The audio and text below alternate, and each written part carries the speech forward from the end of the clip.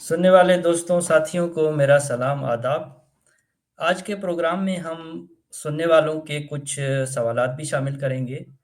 लेकिन स्टार्टिंग जो है वो इस हफ्ते की जो भी सूरत हाल रही, एक टेंशन और वार जो रही पाकिस्तान और इंडिया के दरमियान, मैं कुछ इसमें अपनी बातें कुछ शेयर करना चाह रहा हूँ। एक तो ये कि जो है वो एक ग्रीक सेइंग है, और वर्ल्ड वार वन में जो है हिराम जॉनसन ने भी 1917 में ये कहा था कि war truth is the first casualty, सच जो है वो पहला शिकार होता है। तो हमने देखा कि दोनों तरफ क्या प्रोपेगेंडा है, कौन क्या कह रहा है। और इसमें मुझे बचपन की एक बात याद आ रही है कि हमारे यहाँ जो खानदान और जात बिरादरी की लड़ाइयाँ झगड़े होते थे, तो एक सादा इंसान जो आम इंसान है, मैं जब उनके पास एक धड़े के पास जाता, उनके पास कहता भाई क्या मामला है, क्या है, तो वो जो दूसरे के बारे में बताते वो बिल्कुल मुझे सही लगता। मैं कहता भाई आप हक पे हैं। फिर मैं दूसरे के अपोजिट के पास जाता, वो जो बात कहते वो भी मुझे सही लगती थी। तो अवाम जो बेचारे अगर इसमें नहीं है तारीख से वाकिफ, तो वो अवेयर नहीं होते। और इसी तरह फिल्मों का मैं बहुत शौकीन रहा हूँ, खुसूस जो है आर्ट्स और मसाइल पे। तो एक 2001 में फ़िल्म आई थी मोक्ष,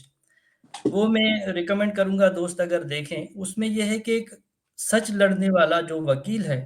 वो खुद झूठ का सहारा उसको लेना पड़ता है अपनी जान बचाने के लिए।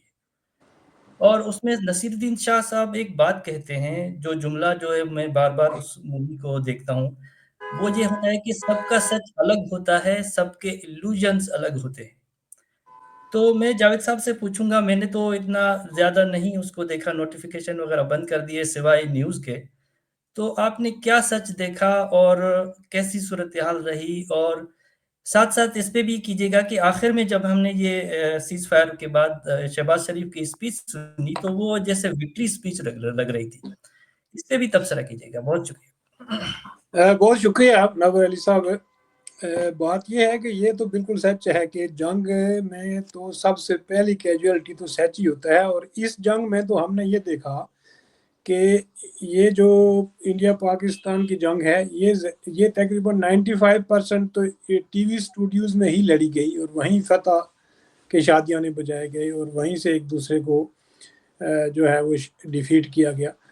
तो ये बड़ी बदकिस्मती है कि आज का ज़माना जो है, एक तरफ तो मीडिया का जो फ्लो है, सोशल मीडिया की वजह से और मेन स्ट्रीम मीडिया की वजह से जो इंफॉर्मेशन फ्लो है वो बहुत बढ़ गया है। उसी के साथ साथ ये जो मिस इन्फॉर्मेशन और डिस इन्फॉर्मेशन का जो सिलसिला है ना, वो बहुत बढ़ गया है। अब आप देखें कि हमने देखा कि इस दौरान किसी को कोई पता नहीं चल रहा था कि हकीकत में ग्राउंड रियलिटीज़ क्या हैं। पाकिस्तानी मीडिया अपने तौर पर प्रोपेगेंडा कर रहा था। गो कि पाकिस्तानी मीडिया का जो लेवल था वो थोड़ा कम था। इंडियन मीडिया ने तो इस दौरान तो बिल्कुल हद ही कर दी। गो कि पिछले 5-7 सालों में इंडियन मीडिया को किसी हद तक पूरे तरीके से वो स्टेट ने कंट्रोल कर लिया है, और उसको एक प्रोपेगेंडा, यानी बीजेपी की सरकार ने उसको एक प्रोपेगेंडा टूल बना दिया है। और ये बड़ी बदकिस्मती है कि किसी भी डेमोक्रेटिक कंट्री में जब आप मीडिया को ख़त्म कर देते हैं, तो फिर उसके बाद वो डेमोक्रेसी के बारे में भी आपका जो क्रिटिक होता है वो रहता ही नहीं है। इवन के इस दौरान, जंग के दौरान, कुछ लोगों ने जो अच्छा तजिया पेश किया इंडिया की तरफ से, या जो किसी हद तक बैलेंस गुफ्तगू की, उनके टीवी चैनल भी बैन कर दिए गए और उनकी वीडियोस भी ब्लॉक की गई। तो इससे भी अंदाज़ा होता है कि किस हद तक आज के ज़माने में इंडिया और पाकिस्तान के जो हुक्मरान तबके हैं, ये जो स्टेट अपरेटस है, आप उसको देख लेंगे ये किस कदर प्रिमिटिव थिंकिंग रखते हैं कि आज के दौर में अगर आप अपने मीडिया को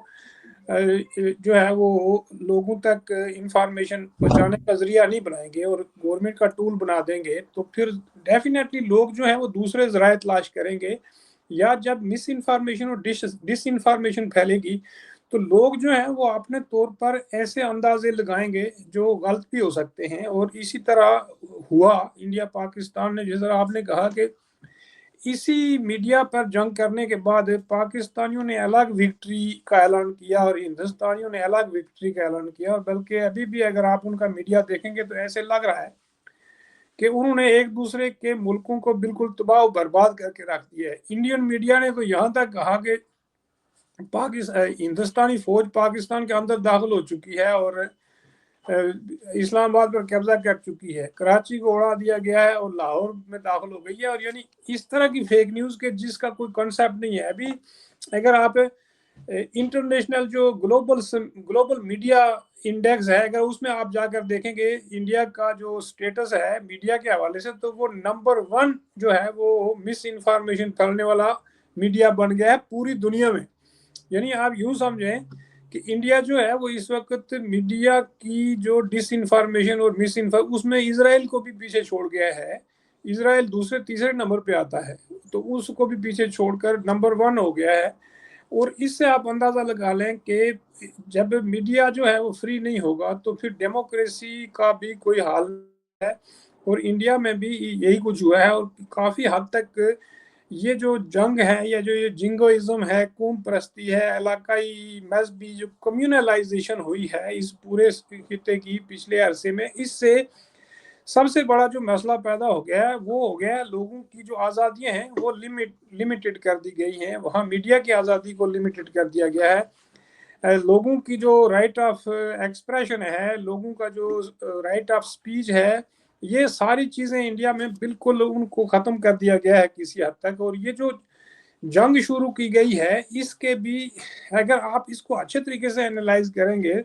तो आपके सामने ये वाज़ह हो जाता है कि इंडियन मीडिया ने या इंडिया की गवर्नमेंट ने भी ये जंग असल में इमेज बिल्डिंग के ही जो है वो गिर्द घूमती रही। इसका ना तो कोई टेररिज्म के बारे में कोई सीरियस कोई तजिया पेश किया गया, ना कोई उसके बारे में कोई आत्मी तरीके से कोई ऐसा कदम उठाया गया जिससे वाकई इस खिते में टेररिज्म को कम किया जाए या हॉस्टिलिटीज़ को कम किया जाए या किसी हद तक ये जो मासूम लोगों की जानें ज़ाया होती हैं उनको रोका जाए। उसमें आप देखेंगे तो इंडिया के सारे जितने भी स्टेप्स थे वो इमेज बिल्डिंग के ही थे। और उन्होंने अपने मुल्क और अपनी मुल्क के गवर्नमेंट को और मोदी को बड़ा टफ बताया। लेकिन पाकिस्तान में भी बिल्कुल इसी तरह अपनी फौज का इमेज बिल्डिंग शुरू किया, चूंकि ये असल में दोनों मुल्कों के लिए बड़ा हाई टाइम था और ये मौका ये कभी भी ज़ाया नहीं जाने देते हैं। जो असल डीप स्टेट्स होती हैं वो इन्हीं मौकों से फ़ायदे उठाती हैं और अपने अपने मुल्कों के अंदर लोगों को एक ख़ास किस्म का सच जो है वो उनके ऊपर मुसल्लत करती हैं, जो सच हकीकत में होता नहीं है बल्कि वो एक नया इमेज क्रिएट कर देती हैं। और यही कुछ इंडिया में किया गया है और यही कुछ पाकिस्तान में किया गया है। जंग में तो मारे गए अवाम और ख़ास करके जो इस जंग में सबसे बड़ी कैजुअलिटी है वो हमारे जम्मू कश्मीर के बॉर्डर एरियाज़ के लोग हैं। उनके घर तबाह हुए, उनकी प्रॉपर्टीज तबाह हुई, यानी उनको बिल्कुल बर्बाद कर दिया गया, बेघर कर दिया गया। और हमारे इलाकों में लोगों को खाने पीने की और यानी आप यूं समझ लें कि बुनियादी जो सहूलतें हैं वो भी प्रोवाइड नहीं की गई हैं। दूसरी तरफ इंडियन साइड पे भी यही हाल है। और हमारे यहाँ तो ऐसा है कि बाद सूरतों में ऐसे बॉर्डर एरियाज भी हैं जहाँ दोनों तरफ सगे रिश्तेदार रहते हैं और उनके गांव डिवाइडेड हैं। तो वो पाकिस्तान फायरिंग करता है तो वो भी उनके रिश्तेदार मरते हैं और उधर से इंडिया जवाब देता है तो इस तरफ आज़ाद कश्मीर में उनके रिश्तेदार मर जाते हैं। तो इस तरह बेशुमार फैमिलियों की फैमिलियां जो है वो बिल्कुल सफ़ा हस्ती से मिट गई। तो हम तो शुरू से इस जंग की मुखालफत कर रहे थे। हमने शुरू से कहा कि ये टेररिज्म भी इस खिते के लिए अच्छा नहीं है, बल्कि ये चंद लोगों को ही जो है यानी चंद ग्रोहों को और चंद जो ऊपर बैठे हुए ग्रोह हैं ये उनका टूल है। इसका अवाम से कोई ताल्लुक नहीं है, ना इससे कोई अवाम को फ़ायदा होगा। लेकिन हमने देखा कि इसी बुनियाद पर जंग शुरू की गई और जंग का मकसद जो है वो कुछ भी नहीं था सिवाय इसके कि हेट्रेड पैदा की जाए, कम्युनलाइजेशन की जाए, और यही कुछ किया गया। ये नफरतों को बढ़ाने का ही एक जरिया है। बाकी ये देखें ना, पाकिस्तान और हिंदुस्तान ने जितनी जंगें की हैं इसमें नुकसान ही नुकसान हुआ है, फायदा किसी का भी नहीं हुआ है। तो इस जंग में भी आप देख लें कि सिर्फ और सिर्फ नुकसान ही हुआ है। लेकिन अभी तक आप देखें कि आज जाकर शायद किसी हद तक लाइन ऑफ कंट्रोल पर थोड़ी सी खामोशी छाई है। लेकिन सीज फायर के बावजूद जो है ये लोग एक दूसरे पर हमारी लाइन ऑफ कंट्रोल पर फायरिंग करते रहे। और कल जो है वो 9 आदमी शहीद हुए हमारे कोटली डिस्ट्रिक्ट में।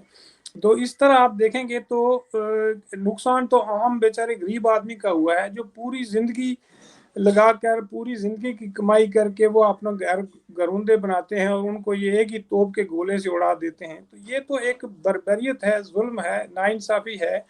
और फिर ये देखें कि रियासत जम्मू कश्मीर के ऊपर ये लोग लड़ते हैं, हिंदुस्तान और पाकिस्तान, और ये उन वहाँ के लोगों को इंसान ही नहीं समझते हैं। ये उनसे नहीं पूछते हैं कि भाई आप लोगों की ख्वाहिश क्या है, या आप भी इंसान हो, आप लोगों की क्या ख्वाहिश है। बस ये दावा करते हैं कि ये मैं लूँगा, और हिंदुस्तान कहता है ये मेरा है और पूरी स्टेट मेरी है, पाकिस्तान कहता है मेरी है। तो अवाम की ज़िंदगी इन्होंने बिल्कुल अजाब बना रखी है, इस तरफ भी और उस तरफ भी। और इस पूरे हिंदुस्तान के बंटवारे में अगर किसी कम्युनिटी ने सबसे ज़्यादा पिछले 78 सालों से सफ़र किया है, बच्चे मरवाए हैं, दौलत बर्बाद हुई है, लोगों की ज़िंदगियाँ मुफ्त में अगर किसी इलाके की ख़त्म हुई हैं, तो वो हमारी रियासत कश्मीर है। और इस कश्मीर के अंदर 47 से पहले यहाँ की लीडरशिप ने ना सिर्फ टू नेशन थ्योरी की सख्त मुखालफत की, बल्कि हिंदुस्तान के बंटवारे को भी इन्होंने रद्द किया। लेकिन इसके बावजूद जो है सबसे बड़ी सज़ा इंडिया और पाकिस्तान ने हमारे ही अवाम को दी है। तो असल में आज के दौर में जो जंगें हैं, ये कोई उस तरह की जंगें नहीं हैं। आपने देखा होगा कि इस वक्त यहाँ जो हिंदुस्तान पाकिस्तान की ये जो 3 दिन की जंग रही, ये तो हाई टेक जंग रही। इसमें ज़मीनी फ़ौजों को तो सिर्फ हमारे इलाके में ही, यानी लाइन ऑफ कंट्रोल पर ही इस्तेमाल किया गया। बाकी तो ड्रोन्स और मिसाइल्स और वो जो एयर जो है वो पावर दिखाई गई है। और उसमें एक तरफ चाइना की जो हाई टेक मिलिट्री जो वेपनरी है वो टेस्ट की गई, और दूसरी तरफ अमेरिका, रूस और ये जो फ्रांस के जो हाई टेक इंडस्ट्री है, वार इंडस्ट्री है, उसको टेस्ट किया गया। तो दोनों ने एक दूसरे को जो है वो ये दावा किया कि हमने आपको डिफीट किया, उनने ये दावा किया कि हमने आपको डिफीट किया। लेकिन डिफीट तो उनकी हुई जिनके बच्चे मर गए, जिनके घर उड़ गए, जिनके खानदान सारे सफा हस्ती से मिट गए। और हार तो वो गए, इंडिया भी जीत गया, पाकिस्तान भी जीत गया। लेकिन असल जीत तो इसके पीछे बैठी हुई वो कुव्वतें हैं जो असला साजी की सनटें चलाती हैं और ये जो असला बेचते हैं। तो देख लें कि वो जो रफायाल त्यारा है वो कितना महंगा त्यारा है, और वो कह रहे हैं कि पाकिस्तान ये दावा करता है कि उसको इन्होंने उससे जो है वो 3 गुना कम कीमत वाले चाइनीज जो जेट से उसको हिट किया और वो वहाँ वो गिर के तबाह हो गया। तो ये असल बात यह है कि दोनों ने ये दावे किए हैं कि इन्होंने एक दूसरे के जेट जो है वो शूट डाउन किए हैं, लेकिन अभी तक कोई एविडेंस सामने नहीं आई। गो कि अभी इंटरनेशनल मीडिया ने, मैंने देखा है कि ये तस्दीक की है कि जो है वो राफेल गिरे जरूर है, लेकिन ये नहीं पता कि कितनी तादाद में गिरे हैं। तो इस पर इंडिया बिल्कुल खामोश है। तो बात यह है कि ये जो जंग है ये बेसिकली आज के ज़माने में वो जंग नहीं है। ये जंग सीधी सीधी टेक्नोलॉजी की जंग है, साइंस की जंग है। और इसमें सबसे ज़्यादा जो हाई पावर चीज़ें इस्तेमाल होती हैं वो असल में इलेक्ट्रॉनिक्स डिवाइसेस हैं। जिस तरह पाकिस्तान ने चाइना का जो नेटवर्क है वो इस्तेमाल किया है और इंडिया ने दूसरा। तो ये बेसिकली अपने लोगों को, अपनी आबादी को भूखा नंगा रख कर दूसरे मुल्कों के जो असला हैं या दूसरे मुल्कों की जो जो यानी कीमती जो वार इंडस्ट्री है उसको फ़ायदा पहुंचाना चाहते हैं। जी जी, बिल्कुल सही कह रहे हैं आप। जो बीच में इंडियन कश्मीर और पाकिस्तानी कश्मीर ज़्यादातर जो नुकसान हुआ है वहाँ के लोगों का, ख़ानदानों का हुआ है। और इस खित्ते के लोग देख रहे थे कि भई पूरी दुनिया में जो है रशिया, यूक्रेन और ये ख़ैर इसकी नोयत तो अलग है, लेकिन एक वॉर जो है एक टेस्टिंग किस्म की जो है वो इस किस्म की ये रही है। और बैनुल-अक़वामी ममालिक का जो है इसमें वो किस तरह इसको देख रहे थे, उनका क्या था? आखिर में जो है ये कहा गया कि ट्रंप की ही उस पे फ़ोन पे जो है वो ये सीज़ फायर भी हुआ है। तो इसमें फिर आलमी मफ़ाद क्या अभी तक जारी है और फिर ये क्या दोबारा हो सकती है, या फिर ये टेंशन जो है वो फिर जारी रहेगी, या फिर इसको कुछ कर्टेल करने की कोशिश करेंगे? कोई सालसी की पेशकश हुई कि भई आप बैठ जाएँ मुज़ाकरात की टेबल पे और आप कुछ अच्छे ताल्लुकात करें, या फिर बैनुल-अक़वामी जो है दुनिया उसका कुछ इसमें भी अब कुछ मुफ़ाद है? بڑی حیرانگی کی بات ہے کہ یہ جنگ بڑی مسٹیریس طریقے سے شروع کی گئی، اور وہ ایک ٹیررسٹ جو انسیڈنٹ ہوا تھا پہلگام میں کشمیر میں، اس کے اوپر شروع کی گئی، اور بڑی مسٹیریس طریقے سے اس کو ختم کر دیا گیا، اور یہ دونوں کے درمیان سیز فائر ہوئی، لیکن یہ دعویٰ امریکن پریزیڈنٹ نے کیا کہ ہم نے یہ سیز فائر کیا ہے، بلکہ اس سیز فائر کا اعلان پہلے جو ہے وہ پریزیڈنٹ ٹرمپ نے کیا، اور اس کے بعد انڈیا پاکستان نے اس کا اعلان کیا کہ ہم سیز فائر کر رہے ہیں۔ تو آپ دیکھ لیں کہ یہ گو کہ انڈیا نے تو یہ دعویٰ کیا تھا کہ ہم نے تو جنگ شروع ہی نہیں کی، ہم نے ٹیررسٹ جو وہاں ہائیڈ آؤٹس ہیں ہم نے ان کو ہٹ کیا ہے، اور ہم نے نہ تو پاکستان کی ملٹری انسٹالیشن کو ہٹ کیا ہے، اور نہ ہی ہم نے کسی اور سیولین کو، لیکن گو کہ بہرحال وہ تو پکی بات ہے کہ وہ اگر پہلے وہاں ٹیررسٹ رہتے بھی تھے، یا وہ پراپرٹی ان ٹیررسٹ تنظیموں سے بلانگ بھی کرتی تھی، تو ظاہر ہے وہ وہاں تو نہیں بیٹھے ہوئے تھے، ڈیفینیٹلی وہاں ارد گرد یا اس کے اندر رہنے والے جو سیویلین لوگ تھے وہی مرے ہیں، اور اس میں تصدیق بھی ہو گئی ہے، اور اس میں کوئی جھوٹ بھی نہیں ہے۔ ظاہر ہے یہ بات کہنا کہ ٹیررسٹ وہاں ہماری ویٹ میں بیٹھے ہوئے تھے کہ آپ ہمیں ہٹ کرو تو ہم مر جائیں گے، لیکن ایسا تو نہیں ہوتا ہے، یہ تو انڈیا کا بالکل دعویٰ درست نہیں تھا۔ گو کہ وہ کمپلیکس شاید اسی لشکر طیبہ یا جیش محمد کا ہی تھا پہلے، لیکن وہاں تو ظاہر ہے 10 سال پہلے ان کو وہاں سے ختم کر دیا گیا تھا، یہ تو سب کو پتہ ہے، لیکن وہ ظاہر ہے ایف اے ٹی ایف سے نکلنے کے لیے ان کو وہاں سے ان کے اڈے وڈے تو ختم کیے تھے، اور کیمپس بھی ختم کر دیے تھے، یہ ہمیں پتہ ہے کہ مشرف کے دور میں ایسا ہوا تھا، لیکن درست بات تو کبھی بھی کوئی نہیں کہتا ہے، ڈیفینیٹلی یہ تو پاکستان کے ہر بندے کو پتا ہے کہ بھائی ٹیررسٹ جو ہیں وہ تو شہروں میں نہیں رہتے، یا کسی گاؤں میں، تو ایک گاؤں میں تو چھپ کے نہیں بیٹھے ہوئے، ظاہر ہے وہ کسی دور دراز علاقے میں کہیں کیمپ بنائے ہوئے بھی ہوں گے، تو اس سے تو کسی سویلین آبادی کا تو کوئی تعلق ہی نہیں ہوتا ہے، کسی کو پتہ ہی نہیں ہوتا ہے۔ میں جس ڈسٹرکٹ کا رہنے والا ہوں اس وقت 90s میں وہاں کتنے وہاں کیمپ بنے ہوئے تھے، انڈیا کی طرف سے کتنے لوگ آئے، ہمیں کبھی نہیں پتا چلا کہ کہاں ہیں، اور ہمارے علاقے میں ہی وہ ہوتے تھے، ظاہر ہے وہ ایک جگہ تھوڑی رکھتے ہیں، اس کے بعد وہاں سے ہٹا دیتے ہیں ٹریننگ ویننگ کر کے، تو یہ تو ہے بالکل ہی جھوٹ ہے۔ کہ دوسرا اس سے ایک چیز اور بھی سمجھ آئی ہے ہمیں کہ انڈیا کا جو میڈیا ہے، یا انڈیا کے جو انٹلیکچوئل طبقہ ہے، ان کے بارے میں بھی بڑے ہمیں اب شکوک و شبہات پیدا ہو رہے ہیں کہ پاکستانی سوسائٹی کے بارے میں، یا پاکستان کی ریاست کے بارے میں، یہاں کے لوگوں کے بارے میں ان کی جو معلومات ہیں وہ بالکل وہی ہیں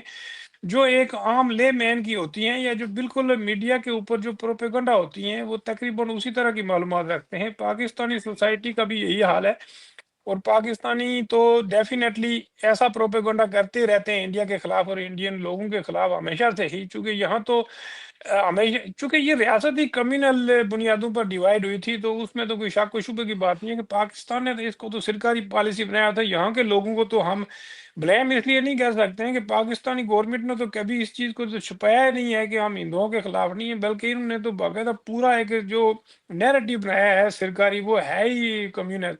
تو انڈیا کے لوگوں کا بھی بہت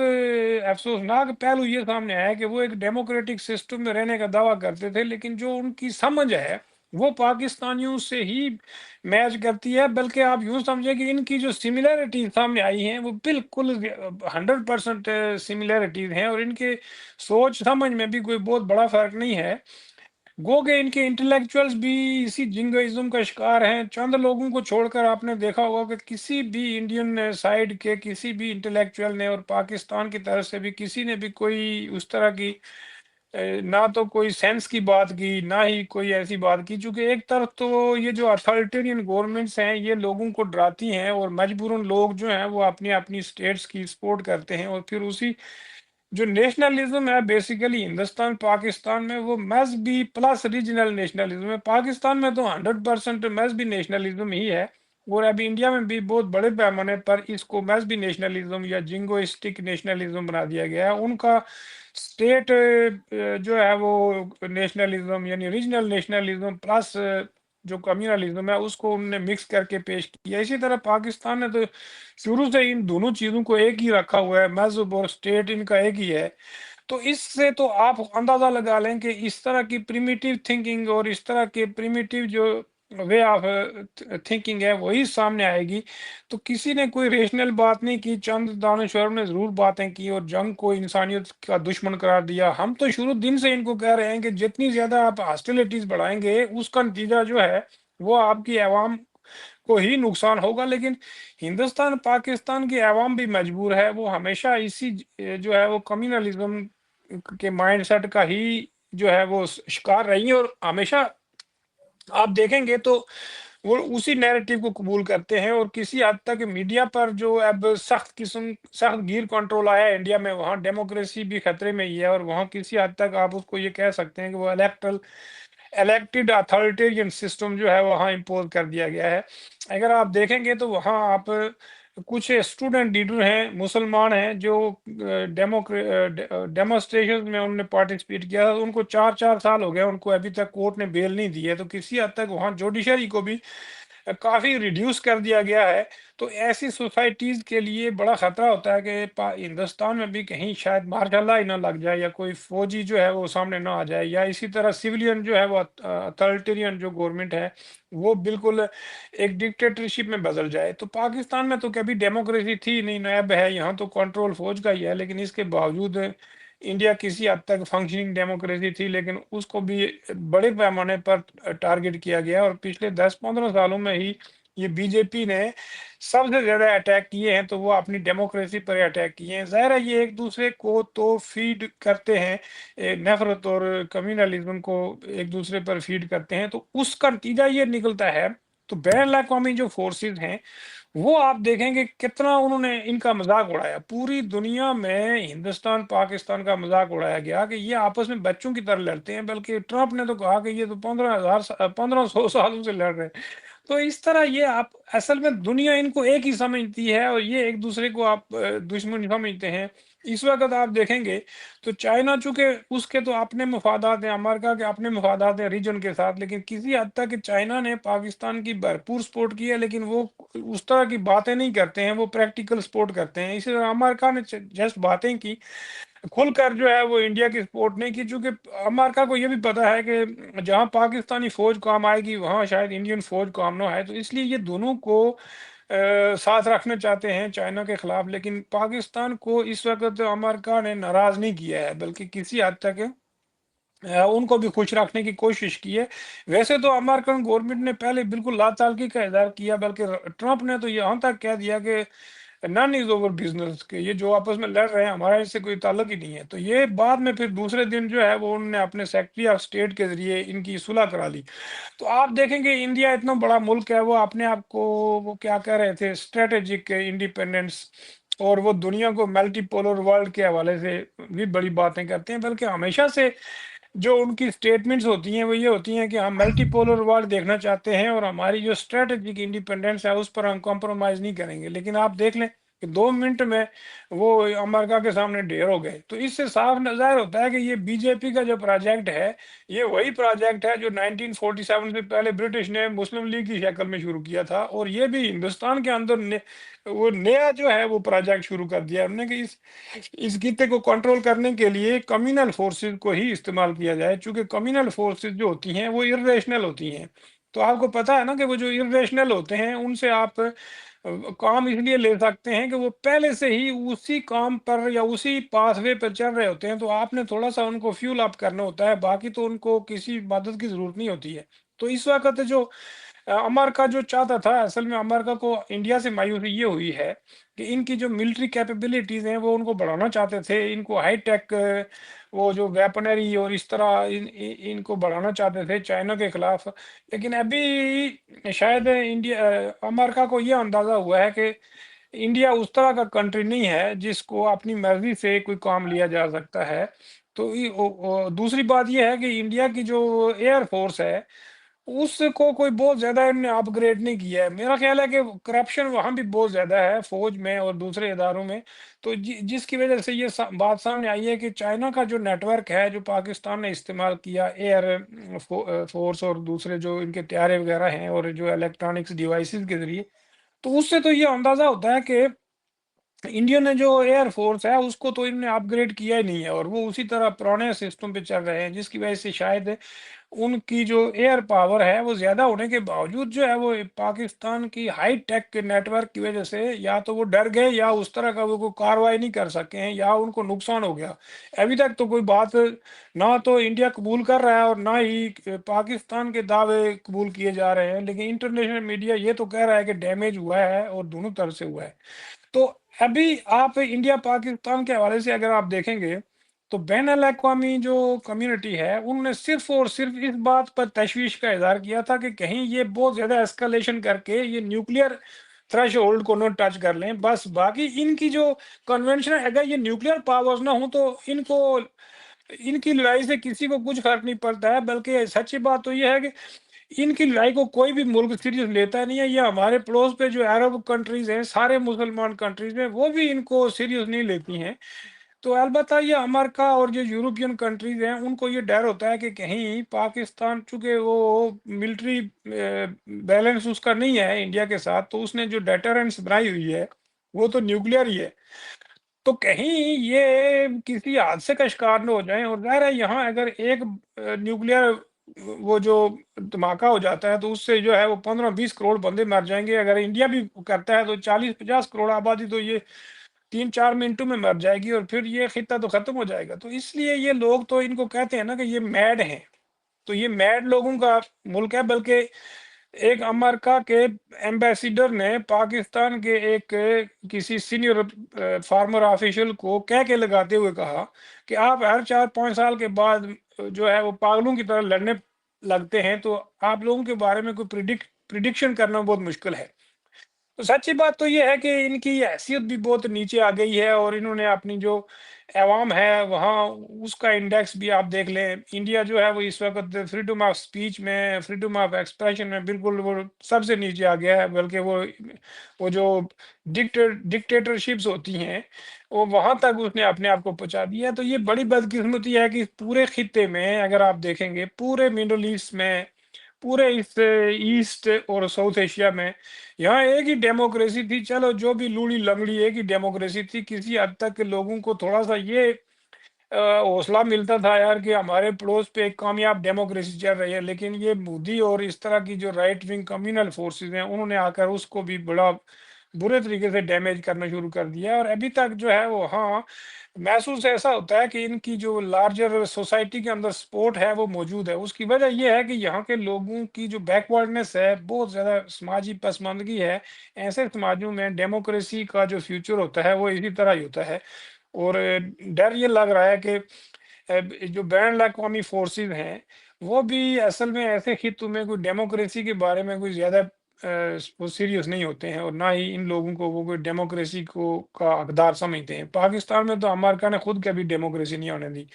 तो इंडिया के अंदर भी डेमोक्रेसी के बारे में तो ये कोई ज़्यादा फ़िक्रमंद नहीं है दुनिया, लेकिन इनका सिर्फ़ और सिर्फ़ एक ही कंसर्न है कि ये दोनों न्यूक्लियर पावर्स हैं और बड़ी गैर ज़िम्मेदार मुल्क मुल्क हैं। तो ये कहीं जो है वो, ख़ास करके पाकिस्तान एक गैर ज़िम्मेदार कंट्री है, तो ये कहीं न्यूक्लियर हादसे का शिकार ना हो जाएँ, और ये मैड लोग हैं। तो इससे तो आप अंदाज़ा लगा लें कि जो पैसा इनको अवाम पर खर्च करना चाहिए था, तरक्की और तामीर पे खर्च करना चाहिए था, इन्होंने सारा पैसा असला पर ज़ाया कर दिया है। अब ज़ाहिर है चाइना का इंडिया क्या मुकाबला करेगा? आप देख लें, चाइना ने तो छोटा-सा मुल्क जो है वो पाकिस्तान उसके पीछे लगाया हुआ है, और ना ये खुद तरक्की करता है, ना इंडिया को तरक्की करने दे रहा है। ये आपस में लड़ते इसलिए हैं ताकि यहाँ बदहाली और इसी तरह के प्रिमिटिव थिंकिंग जो है वो सोसाइटी के अंदर इनकी डोमिनेशन रहे। तो ज़ाहिर है जहाँ अथॉरिटेरियन गवर्नमेंट्स होती हैं, वहाँ कोई रेशनल बात करेगा तो उसकी खैर नहीं है। पाकिस्तान में कितना डर का माहौल है, और इंडिया में भी यही डर का माहौल पैदा हो गया है। जी। जी, हम सवालात शामिल करने से पहले जो हमारे सुनने वाले असद साहब हैं मुज़फ़्फ़राबाद से, उससे पहले एक और सवाल बनता है फ्यूचर के लिए, और वो ये है कि इंडिया ने का मौक़िफ़ ये था कि भई हमने टारगेट किया है, जो है दहशतगर्दों को टारगेट किया है, तो वो तो पाकिस्तान में अभी भी जो है हाउस अरेस्ट हैं या खुले फिर रहे हैं, या जो भी आप कह लें, मसूद अज़हर है, हाफ़िज़ सईद है, खुद एहसानुल्लाह एहसान जो है खुद पाकिस्तान में जो है उन्होंने कोई 150 एपीएस का जो हादसा हुआ और उसको उन्होंने कोई सेफ पैसेज ऐसा कहा जाता है कि तो कि रवाना किया। تو کیا انڈیا سیٹسفائی ہو جائے گا یا پھر ہو چکا ہے اس اپنی جارحیت سے، یا پھر اور اسی طرح یہ کہ لاسٹ میں جب سیز فائر ابھی ہوا تو پھر دونوں طرف سے جو خبریں ہیں کہ بھئی انہوں نے خلاف ورزی کی ہے، پاکستان نے کہا کہ انڈیا نے کی ہے، تو اس کا فیوچر اور یہ اس پہ کچھ تجزیہ کیجیے گا. شکریہ. دیکھیں جس طرح کی یہ جو سچویشن بنا چکے ہیں، یہ اپنی اپنی کانسٹیچوئنسی تو بہت بڑی بنا چکے ہیں. جیسے یہ جو رائٹ ونگ ہندو کمیونلزم ہے، یہ ہندوستان میں اپنی بہت بڑی کانسٹیچوئنسی بنا چکا ہے، اور یہ سوسائٹی میں ایک بہت بڑی سپورٹ حاصل کر چکا ہے، جس کی بنیاد پر یہ الیکٹ ہو کے تیسری بار آ گئے ہیں. تو اس سے تو آپ یہ اندازہ لگا سکتے ہیں نا کہ یہ کوئی ایسا ایلیمنٹ نہیں ہے جو سوسائٹی سے کوئی الگ تھلگ ہو، اور یہ باقاعدہ اس کو سوسائٹی نے اسی وجہ سے الیکٹ کیا ہے کہ جس طرح کے یہ ایجنڈے یہاں لے کے آتے ہیں، اسی کی بنیاد پر ان کو سوسائٹی کے ایک بڑے حصے کی سپورٹ حاصل ہے. تو اس سے تو آپ یہ اندازہ لگا لیں گے انٹرنلی تو ہندوستان پورے طریقے سے کمیونلائز ہو چکا ہے. پاکستان چونکہ ان ڈیموکریٹک کنٹری ہے، اتھارٹیرین سٹیٹ ہے، گیریزن سٹیٹ ہے، تو اس کا جو نیچر ہے وہ ہندوستان کی سٹیٹ سے بالکل شروع سے ہی ڈیفرنٹ رہا ہے. ان کو تو ایسی چیزوں کی ہی ضرورت ہے، اور یہ اسی خوراک پر یعنی نفرت کی خوراک پر ہی چلتے رہے ہیں. لیکن کسی حد تک انڈیا نے بھی اپنا یہ تمام جو ایک ڈیموکریٹک اور وہ جو ایک امیج بنایا تھا، اور ایک ڈیموکریٹک کانسٹیٹیوشنل ڈیموکریسی کا، اس کو بھی کسی حد تک وہ ریڈیوس کر کے ایک اسی پاکستان کی سطح پر آ چکے ہیں. وہ یہ سوچتے ہیں کہ ہم پاکستانی کمیونلزم کو یا پاکستان کا جو ٹو نیشن تھیوری کا جو کمیونل نظریہ ہے، یہ ماڈل ہی فیل ہے. تو اس کے باوجود آپ دیکھیں کہ وہی اسی ماڈل کو پھر وہ انڈیا کی سٹیٹ فالو کرنی شروع ہو گئی ہے، اور وہ یہ سوچتے ہیں کہ اس سے پاکستان کا مقابلہ کرنے میں آسانی ہو جائے گی. چونکہ یعنی وہ آپ یوں سمجھ لیں کہ وہ بلڈ کو بلڈ سے دونوں چاہتے ہیں. تو آپ خود اندازہ لگا لیں کہ یہ کیا ریشنلٹی ہے اور کیا وزڈم ہے، اور کتنے ایک ان لیڈروں کے اندر ویژن ہے کہ جو ایک دوسرے کو فالو کرتے ہیں اور صرف اپنا امیج بلڈنگ بناتے ہیں اپنی سوسائٹی میں، تاکہ اس کی بنیاد پر اپنی سوسائٹی کے اوپر یا اپنی اسٹیٹ پاور کے اوپر یا اپنی گرپ مضبوط کر سکیں. تو یہ کسی حد تک انڈیا کی جو بی جے پی ہے اس نے یہ کام کر لیا ہے. پاکستان نے تو یہ سختی سے کیا ہوا تھا. ابھی پاکستانی فوج اور اس طرح کی جو سوچ اور فکر ہے اس کی گرپ لوز ہو رہی تھی، لیکن ابھی اس کو ری انفورس کر دیا ہے. تو فیوچر کے لیے بھی یہی سامنے بات نظر آ رہی ہے کہ یہ ہاسٹیلٹیز کو ختم کرنے کی بجائے یا ریڈیوس کرنے کی بجائے یہ اس کو بڑھا چکے ہیں. ابھی یہ جو لوگ مرے ہیں یا ایک دوسرے کا انہوں نے ڈیمیج کیا ہے، اس سے تو نفرت اور بڑھے گی، کم تو نہیں ہوگی. تو اس سے یہ فائدہ ہوگا کہ جو بڑی طاقتیں ہیں جو اسلحہ بیچتی ہیں، جو انہوں نے ڈرون وغیرہ ایک دوسرے پر مارے ہیں یا جو اسلحہ خرچ کر دیا ہے، ظاہر ہے یہ واپس سے اسلحہ بھی تو خریدیں گے. تو اس سے ایک طرف تو اسلحہ ساز فیکٹری کو فائدہ ہوگا اور ان ملکوں کو یہ پیسے دیں گے، اپنے لوگوں بھوکے ننگی عوام کا پیٹ کاٹ کر یہ دوبارہ اسلحہ خریدیں گے. پھر یہ ایک دوسرے کو نیچا دکھانے کے لیے مقابلے بازی میں جو ہے وہ اور زیادہ ہائی ٹیک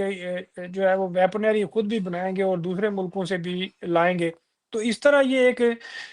جنگی جنون جو ہے وہ یہاں اس خطے میں یہ برقرار رکھیں گے. اسی بنیاد پر انڈیا بھی اور اسی بنیاد پر پاکستان کی جو حکمران جو سیکشنز ہیں وہ اس پر اپنا کنٹرول برقرار رکھیں گے. انڈیا میں اگر کوئی اور پولیٹیکل پارٹی بھی آ گئی تو وہ ایک ایگزامپل سیٹ کر چکے ہیں. اب انڈیا کبھی بھی واپس اس طرح نہیں جا سکتا ہے. وہ اپنی لوکل جو سطح پر جو سوسائٹی کے اندر بھی ڈویژن ہے، کمیونل ڈویژن ہے، وہ بھی بڑے پیمانے پر کر چکے ہیں. ہیٹرڈ بی جے پی اتنی پیدا کر چکی ہے کہ اب اگلے 50 سال تک تو یہ خوراک وہاں کے جو کمیونل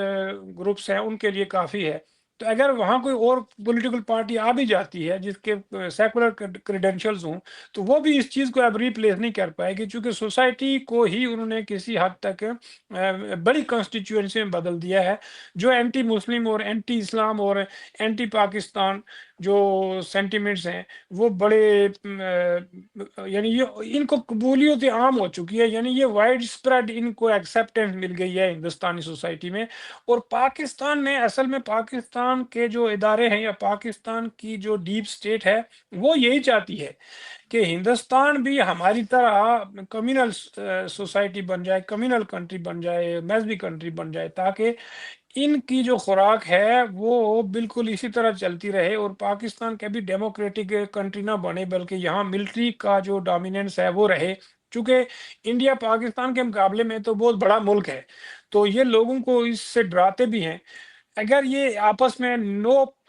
وار پیکٹ کر لیں، آپس میں یہ ساری ہاسٹیلیٹیز ختم کر لیں اور یہ کنفیڈریشن کی طرف بڑھ جائیں، تو میرے خیال میں یہ ساری چیزیں جو ہیں یہ ختم ہو جائیں گی اور ان کا جو خرچہ ہے وہ بھی بچ جائے گا، اور وہ ساری عوام کی ترقی، تعلیم اور صحت کا وہاں جو حال ہے دونوں طرف، وہ اس جنگ کے دوران ہی نظر آ گیا ہے۔ آپ نے میڈیا پر دیکھا ہوگا کہ ذہنی سطح کیا ہے لوگوں کی، یہ پریمیٹیو تھنکنگ لوگ ہیں، ان کو اس پریمیٹیو تھنکنگ سے باہر نکالنے کے لیے ایک نیا جدید قسم کا تعلیمی نظام چاہیے، لیکن 80% لوگوں کو تو یہ تعلیم ہی ایسی دے رہے ہیں کہ جس تعلیم کا نہ فائدہ ہے نہ کوئی بلکہ نقصان ہے۔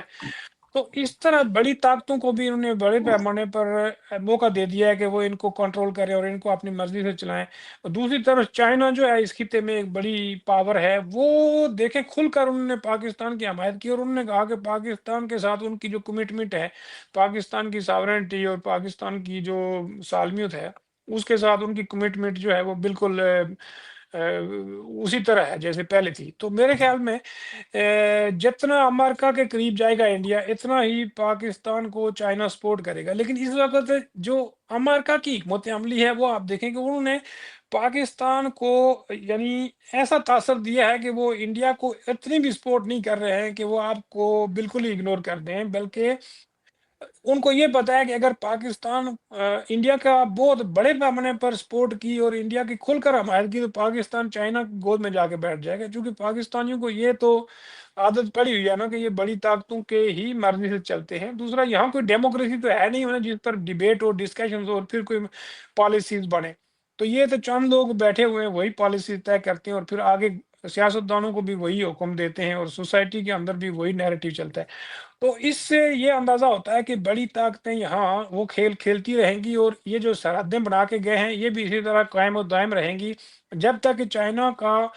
یہ امریکہ اور یورپین پاور جو ہے چائنا کا جو ہے وہ جو کنٹینمنٹ کی پالیسی ہے اس کو آگے نہیں بڑھاتے ہیں۔ ان کی تو یہ کوشش ہوگی نا کہ کسی طریقے سے چائنا کے ساتھ ایک جنگ ہو جائے جس کے نتیجے میں چائنا کی اکانومی ڈاؤن ہو جائے، تو یہ اس میں ظاہر ہے انڈیا تو ان کے کام کا ملک ابھی تک تو نہیں ہے، لیکن انڈیا کے ملٹری کو یہ کتنا ایک ایڈوانس کر سکتے ہیں، کتنا اپ گریڈنگ کر سکتے ہیں، پھر کیا وہ ان کے لیے لڑیں گے بھی، یہ ایک بہت بڑا سوال ہے۔ اس میں امریکہ نے اس وقت یہ پالیسی اختیار کی ہے بلکہ یہ تاثر دینے کی کوشش کی ہے کہ انڈیا ان کے کام کا ملک نہیں ہے ابھی تک کہ ان کے کام آ سکے، تو اس لیے وہ کھل کر اس کی سپورٹ بھی نہیں کر رہے ہیں۔ تو اس طرح اس خطے میں جو کنٹرول ہے بڑی طاقتوں کا وہ اور بڑھے گا اور اس خطے کے جو مسائل ہیں وہ بھی اور بڑھیں گے، ہاسٹیلیٹیز بھی اور بڑھیں گی، اور اس سے اندازہ ہوتا ہے کہ اسلحہ کی دوڑ بھی بڑھے گی اور یہاں وہی طاقتیں پاور پر اسی طرح قائم و دائم رہیں گی جو ہاسٹائل ہیں، جو کمیونلائز جو ہے وہ آئیڈیالوجی کے حامی ہیں اور نفرت پھیلاتے ہیں۔ جی جی، آپ نے بہت اچھی باتیں کی۔ آپ کے تجزیے میں ایک بات آئی تھی پریمیٹیو تھنکنگ، تو یہ جو موجودہ مسائل ہیں ہم تو ان پہ بات کرتے رہیں گے، حل بھی پیش کرتے رہیں گے، لوگوں کو اویئر بھی کرتے رہیں گے، تو ہمارے جو سننے والوں کے سوالات ہیں وہ بھی اسی پریمیٹیو تھنکنگ کے ہی جو ہے وہ کچھ تناظر میں ہیں، وہ میں پڑھ دیتا ہوں۔ آپ کچھ 2-3 سوال میرے خیال میں ایک دوسرے سے ریلیٹڈ ہیں۔ وہی ہے کہ وہ جو انڈیا نے بھی جو اپنی مزاج بنا رکھا ہے کہ پریمیٹیو تھنکنگ کو دوبارہ جو ہے اس کو لے آئے، اور پھر پاکستان نے بھی، تو حل تو ظاہر ہے وہ اسی سے نکلنے، تبھی جو باہر کے بین الاقوامی ممالک ہے وہ نہیں یوز کر سکتے ان کو۔ تو ان کا سوال ہے کہ پاکستانی نوجوان کے جہاد کا جنون اور خلافت کے نظام کی تازہ کسی شکل کا نفاذ، اس کے پیچھے کیا وجوہات اور عوامل ہیں، اور حالیہ طور پہ ہم نے دیکھا کہ خاص طور پر مڈل ایسٹ یا افغانستان میں جہاں بھی خلافت کا نظام ہوا وہاں لوگوں کی زندگی اجیرن ہوتی گئی، خاص طور پر خواتین کی تعلیم، علاج پہ پابندی، معاشرتی گھٹن، پردے پر سخت قوانین، جہاد پر تشدد، عام بات۔ یہ سوال یہ ہے کہ سارے حقائق کیا ہیں یہ لوگ نہیں جانتے، یا جو لوگ جانتے ہیں ان کو یہ تشدد زدہ معاملات بتائے جاتے ہیں تو اس سے وہ صرف نظر کیوں کرتے ہیں۔ اور اس میں بھی ایک بات اور ایڈ کر دوں کہ ہمارا یہ جو پروگرام شروع کرنے کا مقصد تھا وہ بھی یہ تھا کہ لوگوں کو اویئر کیا جائے اپنی جو، کیونکہ حادثہ جو ہے اچانک نہیں ہوتا ہے، اس کے پیچھے پورا تاریخ اور تناظر ہوتا ہے اور آپ وسیع مطالعہ رکھتے ہیں تاریخ کا، تو آپ سے یہ تجزیہ اور یہ سمجھا جائے کہ اس کے پیچھے جو ہے ڈانڈے کس نظریے سے ملتے ہیں، کس سوچ سے ملتے ہیں، تو ان سوالات کو ایڈریس کیجیے گا۔ بہت شکریہ، یہ اسد صاحب نے بڑا، میں سمجھتا ہوں کہ بہت ہی اچھا سوال کیا، اور بڑا پاکستانی سوسائٹی سے ہی ریلیٹڈ نہیں ہے بلکہ یہ اب انڈین سوسائٹی سے بھی بڑا ریلیٹڈ ہو گیا ہے۔ دیکھیں، یہ انسان جو ہے یہ ایسی سپیسیز ہیں کہ یہ جو کچھ بھی کہتے ہیں یا کرتے ہیں یا سوچتے ہیں، یہ ان کا لرننگ ہوتا ہے، چاہے وہ مذہب ہو، کلچر ہو، تہذیب ہو، ثقافت ہو۔ یہ چیزیں جو ہیں، یہ جہاں آپ پیدا ہو جاتے ہیں نا، تو ان چیزوں کے ساتھ ہی پیدا ہوتے ہیں۔ زبان ہوتی ہے، کلچر ہوتی ہے، تہذیب ہوتی ہے، یہ ساری چیزیں علاقائی ہوتی ہیں۔ یہ آپ جس سماج میں یا جس خطے میں پیدا ہوتے ہیں، یہ آپ وہ چیزیں آپ کو ورثے میں مل جاتی ہیں۔ اسی طرح تہذیب ہے یا زبان ہے یا کلچر ہے، تو اس کو آپ نہ تو بدل سکتے ہیں، نہ آپ کسی دوسرے کی زبان، کلچر، تہذیب کاپی کر سکتے ہیں۔ یہ آپ نے خود کریٹ نہیں کی ہوتی ہیں، بلکہ یہ آپ کو ورثے میں ملی ہوتی ہے۔ اسی طرح مذہب جو ہے یا جو کلچر ہے، یہ بھی آپ بدل نہیں سکتے ہیں، چونکہ آپ تو کسی مذہب میں یا کسی ہندو، مسلمان، عیسائی خاندان میں پیدا ہوتے ہیں، تو وہی مذہب آپ اختیار کرتے ہیں۔ تو آپ کو جو ٹیچنگ پریچنگ کر کے جو چیزیں سکھائی دیتی ہیں، وہی آپ کا مذہب ہوتا ہے، اور اسی کو آپ سچائی مانتے ہیں۔ دوسرے مذاہب کے بارے میں تو آپ کو کچھ علم نہیں ہوتا ہے، چونکہ وہ تو آپ کا مذہب نہیں ہوتا ہے۔ تو ہر بندہ اپنے مذہب کو ہی سچا سمجھتا ہے، اپنے مذہب کو ہی درست سمجھتا ہے، چونکہ اس کو یہی ٹیچنگ پریچنگ کی جاتی ہے۔ مذہب لرننگ چیز ہے، مذہب کوئی پیدائشی طور پر آپ کو خود بخود نہیں ملتا، بلکہ یہ آپ کو ٹیچ کر کے، پریچ کر کے آپ کو سمجھایا جاتا ہے، سکھایا جاتا ہے۔ تو جب پاکستانی ریاست کا نظریہ ہی یہ ہے کہ ہم ہندوؤں سے الگ قوم ہیں، اور ہم ٹو نیشن تھیوری کی بنیاد پر ان سے الگ ہوئے تھے، حالانکہ یہ ہے تو غلط بات کہ آپ اگر ٹو نیشن تھیوری کا اطلاق کرتے ہیں، تو آپ کے ہاں ہندو بھی ہیں، کرسچن بھی ہیں، پارسی بھی ہیں، اور بھی بہت سارے فرقے ہیں۔ ہندوستان میں بھی اسی طرح مسلم بڑی آبادی ہے۔ تو ٹو نیشن تھیوری تو بالکل ہی فیک ہے اور جھوٹی ہے۔ یہ تو لوگوں کو صرف اور صرف ایک دوسرے کے خلاف کرنے کے لیے، اور یہ اس وقت مسلم لیگ کا نعرہ تھا، اور یہ انگریز گورنمنٹ کی بنیاد پر یہ کمیونل نعرہ لگوایا گیا تھا۔ گو کہ مسلم لیگ کوئی مذہبی پارٹی تو نہیں تھی، اس کو ہم کمیونل پارٹی کہہ سکتے ہیں۔ اسی طرح جناح صاحب کوئی مذہبی اسکالر تو نہیں تھے، اور نہ ہی وہ کوئی مذہب کے حوالے سے وہ کوئی مذہبی لیڈر تھے، نہ کوئی مذہبی پیشوا تھے۔ تو وہ بھی ایک کمیونل لیڈر تھے، اور انہوں نے اس نعرے کو لگا کر ہندوستان کا بٹوارا جو تھا وہ انگریز کو، چونکہ وہ چاہیے تھا اس وقت، یہی طریقہ بنتا تھا کہ وہ اس کو مذہب کی بنیاد پر استعمال کرنا چاہتے تھے۔ لیکن اس کے بعد طریقہ کار یہ تھا کہ اس ریاست کو ایک ڈیموکریٹک بنیادوں پر، ظاہر ہے یہ ایک ریجنل انٹیٹی ہے، تو اس کو ایک ڈیموکریٹک بنیادوں پر ایک ویلفیئر اسٹیٹ بناتے، یہاں لوگوں کی ویلفیئر کا کام بنیادی فوکس ہوتا، اور ریاست جو قومی ریاست ہوتی ہے وہ ہوتی ہی اسی بنیاد پر ہے کہ وہ لوگوں کی ویلفیئر کرتی ہے۔ یعنی سب سے پہلے لوگوں کو تعلیم دیتی ہے، لوگوں کو روزگار دیتی ہے، لوگوں کو رہائش دیتی ہے، لوگوں کو صحت کی سہولتیں فراہم کرتی ہے، اور پھر لوگوں کو باقاعدہ وہ تربیت دے کر سائنس اور ٹیکنالوجی میں وہ آگے لے کے جاتی ہے، تاکہ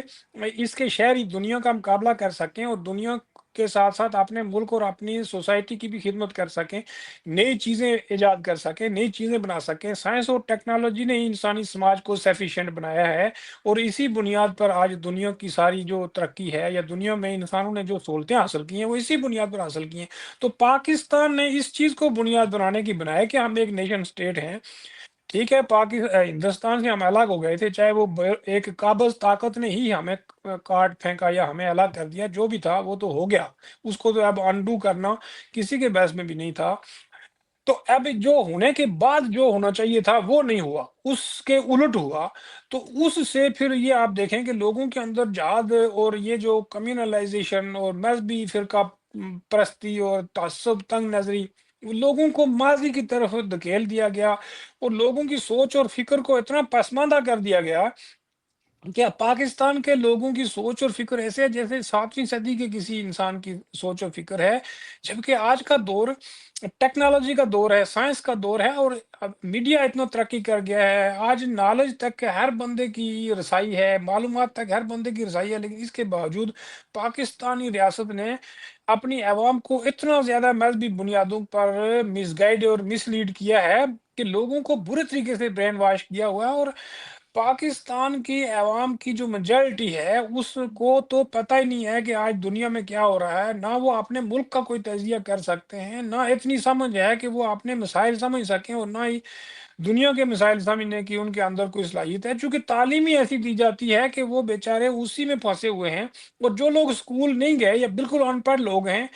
وہ پھر بھی مذہبی لحاظ سے اگر آپ ان کو دیکھیں گے تو وہ کافی کول ڈاؤن ہے، لیکن اگر آپ یونیورسٹی اور کالجوں کے پڑھے لکھے لوگوں کو دیکھیں دیکھیں ان کے اندر زیادہ کمیونلائزیشن ہوئی ہے، ان کے اندر زیادہ مذہبی تعصب، زیادہ تنگ نظری آئی ہے۔ ان پڑھ بندہ اتنا تنگ نظر نہیں ہے، اس لیے کہ اس کو پتہ ہی کچھ نہیں ہے، اس نے جو کچھ سنا ہوا ہے مذہب کے بارے میں بس اتنی باتیں وہ جانتا ہے۔ لیکن جو لوگ اسکولوں کالجوں میں گئے ہیں، یونیورسٹی تک گئے ہیں، وہ زیادہ کمیونلائز ہو گئے ہیں۔ ہندوستان میں بھی آپ دیکھیں گے کہ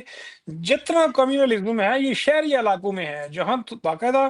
لوگوں کی تعلیم تک رسائی ہے، لوگوں کی جو ہے وہ جدید شہری سہولتوں تک رسائی ہے۔ پاکستان میں بھی آپ دیکھیں، آپ کو جماعت اسلامی ہو گئی یا اس طرح کے یہ جو تحریک لبیک یا وہ جو دوسرے دہشت گرد گروپ ہیں، آپ کو ان کی سپورٹ کہاں ملے گی؟ Middle class, upper middle class, lower middle class کے شہری علاقوں میں۔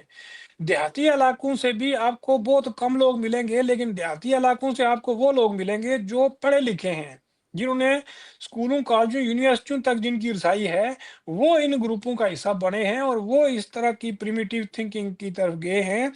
جو ان پڑھ لوگ ہیں وہ نہ تو جہادی بنے ہیں اور نہ ہی ان کو کوئی ان چیزوں سے زیادہ دلچسپی ہے، چونکہ وہ اپنی زندگی کے بارے میں زیادہ ریشنل ہیں، چونکہ وہ اپنی جو ارد گرد کی ریالٹیز ہوتی ہیں اس کے ساتھ جڑے ہوتے ہیں۔ اور یہ جو برین واش لوگ ہیں، یہ نہ زمین پہ رہتے ہیں نہ فضا میں رہتے ہیں، یہ مذہبی اچھل کود کے پیچھے بھاگ کر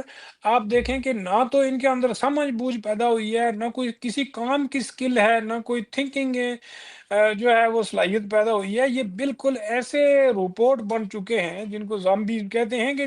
جس طرف ان کو موڑ دو یہ اسی طرف لگ جاتے ہیں۔ اور پاکستان کی پوری ریاست نے لوگوں کے ذہنوں کو اتنا برباد کر کے رکھ دیا ہے، آپ یوں سمجھے کہ پاکستانی ریاست نے اپنی نوجوان نسل کے خلاف بلکہ جرائم کیے ہیں، ان کو ذہنی طور پر ان کو معذور کر کے رکھ دیا ہے۔ ان بیچاروں کو پتہ ہی نہیں ہے کہ ہم اپنی جو جدید دنیا کی سہولتیں ہیں ان سے کیوں محروم ہیں، اور آج اگر ہمیں جدید تعلیم نہیں مل رہی ہے، جدید صحت کی سہولتیں نہیں ہیں، تو ہمیں یہ ساری چیزیں کیوں نہیں مل رہی ہیں؟ اس وجہ سے کہ آپ کی جو ریاست ہے وہ ایک ماڈرنائزڈ اسٹیٹ ہی نہیں بننے دے رہی ہے، آپ کی ایک ڈیموکریٹک کنٹری نہیں ہے، آپ کی جو قومیں اور قومیتیں ہیں ان کو برابری کی سطح پر ایک فیڈریشن کا حصہ ہی نہیں بنایا گیا ہے۔ تو یہ آپ یوں سمجھ لیں کہ ایک کلونیل جو پاور ٹرانسفر ہوئی ہے اسی بنیاد پر اسی ڈھانچے کو چلایا جا رہا ہے، اور پاکستانی اسٹیٹ کا جو ڈھانچہ ہے وہ اتنا خطرناک حد تک کمیونل اور اتنا ہیٹرڈ سے بھرا ہوا سماج ہے کہ آپ ہندوستان کا تو پتہ نہیں کچھ بگاڑ سکیں گے یا نہیں، لیکن اپنا تو آپ بہت کچھ بگاڑ چکے ہیں، اپنا حلیہ بھی بگاڑ چکے ہیں۔ اور آنے والے وقتوں میں ڈینجر یہ ہے کہ یہاں کوئی بڑے پیمانے پر پورے پاکستان کے اندر کوئی سول وار کی کیفیت پیدا نہ ہو جائے۔ اس وقت تک پاکستان کی عوام جو ہے وہ معاشی بدحالی کی آخری حد تک پہنچ گئی ہے، لیکن آپ ان کے اندر جنگی جنون دیکھیں اور جہادی جذبہ دیکھیں گے تو ایسے لگتا ہے کہ ان کا روٹی پانی، تعلیم، صحت کی سہولتیں یا باقی جو آج کی دنیا کے ساتھ رہنے کے جو مسائل ہیں وہ ان کے ہیں ہی نہیں، وہ یہ سارے حل کر چکے ہیں۔ ان کا ایک ہی مسئلہ رہ گیا ہے کہ انہوں نے جہاد کرنا ہے اور اسی جنون میں انہوں نے زندہ رہنا ہے۔ اور آبادی کا ایک بہت بڑا حصہ جب اس طرح کے کمیونل آئیڈیالوجی کا قیدی بن جائے اور ریاست جب ان کو اپنے مفادات کے لیے استعمال بھی کرنا شروع کر دے تو پھر وہ اور زیادہ ڈینجر ہو جاتا ہے۔ یہ جو کمیونلائزیشن ہے یا یہ جو اسی کے ساتھ جڑا ہوا ٹیررزم بھی ہے، ٹیررزم جو ہے وہ اصل میں برتھ دیتا ہے، یا جہاں سے جو ٹیررزم جو پیدا ہوتا ہے وہ اسی تھنکنگ سے پیدا ہوتا ہے جس کو آپ مذہبی جہادی جنونی کمیونلائزیشن کہتے ہیں۔ گو کہ یہ کوئی مذہبی تعلیم نہیں ہے، لیکن اصلی جو مذہبی تعلیم ہے وہ اب پاکستان میں تو رہی نہیں ہے۔ ظاہر ہے سارے گروہ اپنی اپنے مسلک کی، اپنے اپنے فرقوں کی، اور وہ بھی اس انداز سے اس کو طے کرتے ہیں جس انداز سے ان کی ریاست ان کو بتا رہی ہے کہ آپ نے مذہب کو اس طرح डिस्टॉर्ट करके लोगों के सामने पेश करना है। तो आप देख लें कि पाकिस्तान में ना तो कोई एक फ़िरका है जो कोई बड़े पैमाने पर मज़हब की ऐसी तालीम देता हो जिससे ये अंदाज़ा हो कि यार ये कोई अकीदा या कोई मज़हब की टीचिंग प्रीचिंग है। यूँ लगता है कि ये एक सारा नफ़रत का तूफ़ान जो है वो इन्होंने अपने अंदर भर दिया है नौजवानों के अंदर, और वो उसी जुनून में ज़िंदा है। जी। जी, आपने बहुत अच्छा तज़िया किया और अगले जो लास्ट सवाल है 2 उससे पहले मुझे 1-2 बातें याद आ गई। आपने कहा कि पीएचडी जो स्टूडेंट्स हैं और मेरे साथ जो है पढ़ते थे आयरलैंड में एमआईटी से मास्टर्स करके आए हैं जनाब, पीएचडी कर रहे हैं और मैंने उनसे पूछा कि आपका फ़ेवरेट स्पीकर कौन है पाकिस्तान में? तो वो कह रहे हैं ओरिया मकबूल जान। और इसी तरह मैंने कुछ वाक़ये सुने कि भई पाकिस्तान में जो है वो लोग पैसे भेज रहे हैं और वो पैसे जो है वो एक फंडिंग के तौर पे किसी भी तरह एक एक हिडन तरीके से हाफ़िज़ सईद तक वो पहुँचा रहे हैं इस तरह। ऐसे भी कुछ दोस्त मिले थे। और फिर ये जो 2 कौमी नज़रिया पे तकरीर की जनरल साहब ने, उसपे तो उस तरफ से आप देखिए कर्नल सोफिया कुरैशी की जो ब्रीफिंग थी, फिर जमात उलमा हिंद की जो आपने उनके बयानात सुने, अवैसी के बयानात सुने, ये तो उनके बिल्कुल ही तमाचा है जो है दो कौमी नज़रिया जिसको वो फ़रोग़ दे रहे हैं। तो ये 2 सवाल जो लास्ट हैं उसमें इन्होंने पूछा है कि ईरान और अफ़गानिस्तान, सऊदीया जहाँ पे बुनियादी इंसानी हकूक़ की खिलाफ़ वर्ज़ी होती है, शदीद तरीन तशद्दुद देखने में आता है जब कहा यह जाता है आपके पास खिलाफ़त के असरात इतने शदीद तौर पर मनफ़ी अंदाज़ में सामने आए हैं, तो एक नौजवान ये कहते हैं कि ये असल खिलाफ़त नहीं है, इसके पीछे जो है वो क्या सोच कार फ़रमा है और ये भी ले रहे हैं उनके साथ कि उनके मुताबिक असल खिलाफ़त जो आएगी वो बेहतरीन और नेक और फ़ाल निज़ाम का हिस्सा होगी और वो हकीकी इस्लाम की तशरीह होगी। तो ये जो मौजूदा नफ़ाज़ इस्लाम के नाम पे तशद्दुद है, इसकी सूरत को कबूल करने से हम क्यों घबराते हैं? ये तो किसी ने बिल्कुल वो बातें पूछी हैं जो किस पर कोई क्या जवाब दे, लेकिन असल बात ये है कि जो खिलाफत का निज़ाम है ये 7वीं सदी का अरब के जो कबायली कन्फेडरेसी थी ये उसको खिलाफत कहते हैं। और आप आज जहाँ रहते हैं या जिस दुनिया में आज रहते हैं, यहाँ ना तो पॉपुलेशन का वो म्यार है, ना वो कल्चर है, ना उस तरह का समाज रहा है। तो खिलाफत तो एक ऐसे समाज के पॉलिटिकल सिस्टम को कहा जाता है जो एक कबायली समाज का इज़हार है, और वो एक ख़ास उसके ऊपर एक ख़ास इलाके की तहज़ीबी असरात थे। जो एक कबायली माशरा था, वो एक ऐसे पॉलिटिकल सिस्टम में या एक ऐसी पॉलिटिकल कन्फेडरेसी में आपस में इत्तेहाद करके उन्होंने एक नया सेटअप बनाया था, जो उस ज़माने के लिहाज से या उनके समाज और उनके तमद्दन के लिहाज से उनके लिए बड़ा इम्पोर्टेंट था। तो हम किसी पॉलिटिकल सिस्टम को यो जो किसी माजी में रहा हो, उसको हम आज की सोसाइटी पर, जहां आप करोड़ों के हिसाब से आपके मुल्कों की आबादियां हैं, आपके शहरी आबादियां हैं, तो वहां आप का ये कॉन्सेप्ट कि हम 7वीं सदी जैसा कोई पॉलिटिकल सिस्टम या कोई पॉलिटिकल ढांचा आज की जदीद रियासत पर फिट करेंगे, ये वही समझ है जिसका आप अपनी सोसाइटी के अंदर इज़हार देख रहे हैं, जिसकी वजह से हमारे ऊपर बैठे हुए जो पसमानदा तबके हैं, वो हमारी रूलिंग क्लास है, वो क्यों रूल कर रही है कि ऐसी सोच और फ़िक्र मज़हबी तबके ने फैला रखी है, जिसका ना तो हकीकत से कोई ताल्लुक है, ना उससे कोई हमारे समाज के अंदर लोगों की ज़हन-साज़ी हो रही है। ये एक ऐसा तसव्वुराती, जिसको कहते हैं ना कि एक इमेजिनरी किस्म की दुनिया है, जो हम अपने ज़हनों में बनाकर हमारे नौजवान बैठे हुए हैं, कि वो ये सोचते हैं कि खिलाफत, ज़ाहिर है वो पूरी ग्लोबल सतह की एक मुस्लिम गवर्नमेंट की बात कर रहे हैं। तो खिलाफत के बाद तो वहाँ जो उन माशरों में भी मलूकियत आई, जिसको हम बादशाह या मोनार्कीज़ कहते हैं, राजाशाहियाँ कहते हैं। और वो एक नया समाज और एक नए समाज का तमद्दन लेके आए, और उसका जो पॉलिटिकल सिस्टम था, वो बादशाह था। तो उससे भी पीछे जाकर आप किसी कबायली माशरे का जो सेटअप है या पॉलिटिकल सेटअप जो बनाया गया था, मुख्तलिफ कबाइल ने एक कॉन्फेडरेसी बनाई थी आपस में, उस पर आप कैसे जाएंगे? آج جدید دنیا میں منارکیز بھی ختم ہو چکی ہیں، اتھارٹیرین سسٹم بھی ختم ہو کر ایک ڈیموکریٹک جدید ماڈرنائز قسم کی سٹیٹس بن چکی ہیں۔ اور ڈیموکریٹک سسٹم جو ہے یہ بیسیکلی سرمایہ دارانہ سماج کی جو ہے وہ پولیٹیکل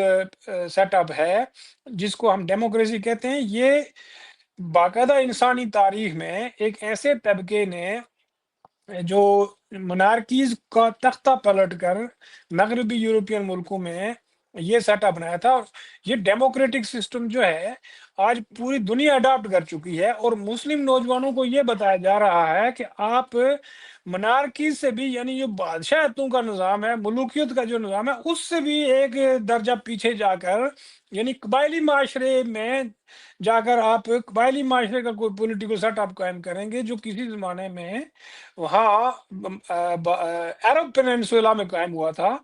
تو سچ بات تو یہ ہے کہ اگر آپ 7ویں صدی میں جا کر عرب پیننسولا کے اس سماج کا تجزیہ کریں گے تو وہ آج کے سماج سے اس کی کوئی ایک بھی سملیرٹی نہیں ہے۔ وہاں نہ پانی تھا، نہ بجلی، نہ سڑکیں، نہ کوئی،